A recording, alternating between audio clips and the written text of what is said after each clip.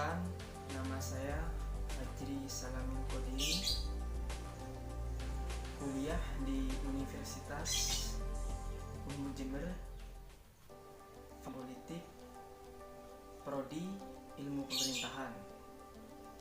Saya akan mempresentasikan tentang mata kuliah AIK dengan materi pemurnian dan pembaruan Islam di Indonesia. Dalam kalimat pemurnian sering dikatakan dengan tarjih, yang artinya mengosongkan atau membuat kembali asli. Pemurnian itu aslinya memurnikan kembali agama Islam. Ajaran-ajaran itu pasti ada, kan tetapi ada beberapa ajaran yang tercemar. Nah, dari masalah tercemar ini kemudian dimurnikan kembali. Islam itu rujukannya ialah Quran dan hadis. Nah, kemudian dikenal dengan istilah al-ruja ilal Quran wa sunnah, yang artinya kembali kepada Quran dan sunnah. Sunnah-sunnah itu kebiasaan Nabi, hadis Nabi, dan tradisi Nabi ketika masih hidup. Sedangkan dengan pembaruan ialah memperbarui. Pembaruan yang dimaksud adalah penambahan kreasi dan inovasi. Nama lain dari pembaruan sendiri ialah tajdid, bukan dari segi agama yang harus diperbarui, melainkan penafsiran tentang keagamaan yang perlu dipahami. Dari sinilah kita perlu dengan ranah pembaruan dan ranah pemurnian. Pemurnian atau tajdid hanya kemudian berada di ranah akidah dan ibadah. Tidak ada pembaruan di dalam ibadah, baik itu kapan waktunya maupun tata caranya. Contohnya yaitu sholat, tidak ada yang namanya sholat sendiri maupun ranah dalam pemurnian. Pembaruan atau tajdid ialah pembaruan sendiri, yaitu memotivasi ada apa yang masuk dalam tajdid ialah ranah muamalah. Muamalah itu apa? Muamalah ialah seperti hanya menuntut ilmu. Asas muamalah itu sendiri yaitu boleh belum mendapatkan dalil yang mengharamkan.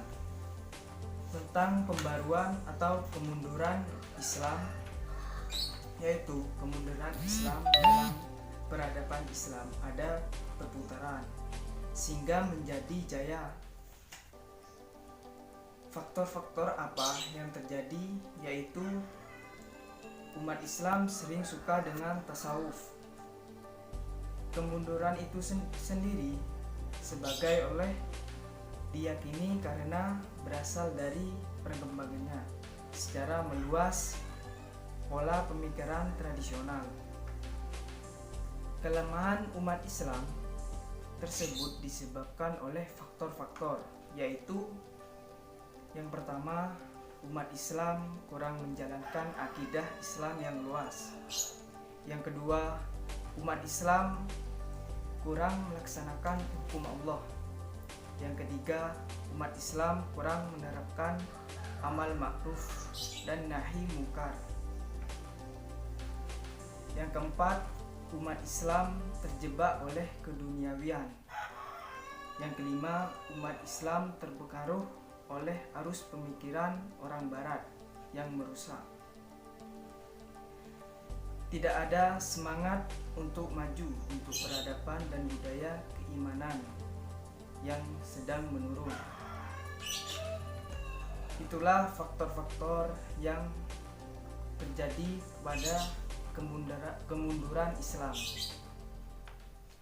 Faktor-faktor itulah menjadikan peradaban menjadi turun, sehingga terjadi umat Islam yang serakah dan tamak terhadap keduniawian dan kekuasaan, dan memiliki sifat dengki dan ini terhadap kehidupan orang lain yang kebetulan orang itu sukses. Perlunya pemurnian dan pembaruan ketika kondisi masyarakat yang rapuh dan terjebak dalam kondisi yang serba salah dan lemah. Ada beberapa tokoh-tokoh pembaruan dalam dunia Islam, yaitu yang pertama Hasan al-Banna, penulis Majelis Islam Modern. Yang kedua Jamaluddin Al-Afghani, yang bisa disebut dengan jiwa Renes umat. Yang ketiga Muhammad Abduh, sang modernis yang tradisional. Itulah tokoh-tokoh pembaruan dalam dunia Islam. Kontribusi pembaruan pemikiran Abduh paling menonjol dan menjadi faktor gerakan meliputi dua bidang, yaitu teori dan hukum. Dua aspek ini yang dianggap untuk dilupakan oleh umat Islam, sehingga benih kemunduran di setiap kehidupan tidak dapat dihindari. Itulah apa yang dijelaskan saya tentang kemurnian dan pembaruan dalam Islam. Mungkin kita bisa mempelajari tentang apa pemurnian itu dan pembaruan dalam Islam. Disinilah kita bisa memahami faktor-faktor apa yang terjadi saat kemunduran Islam.